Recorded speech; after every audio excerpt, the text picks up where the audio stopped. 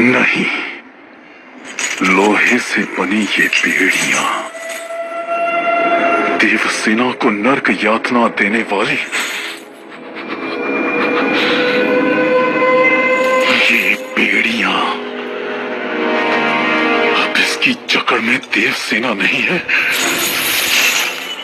तो मेरे सर की नसें फटी जा रही हैं पिताजी। मुझे देवसेना चाहिए।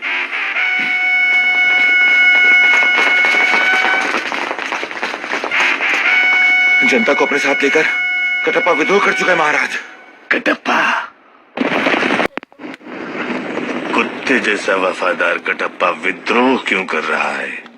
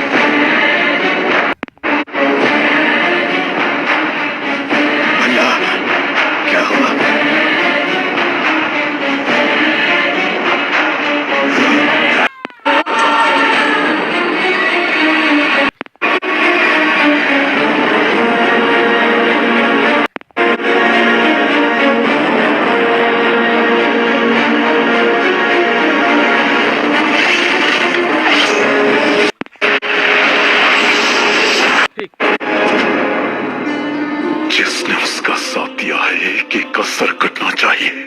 भद्रा, तुम्हारा सर रखकर दहन संस्कार करूंगा। 10,000 परिवारों की चीख पुकार मंगल वाद्य बनकर गूंज उठेगी और इस तरह तुम्हें अंतिम विदाई दी जाएगी।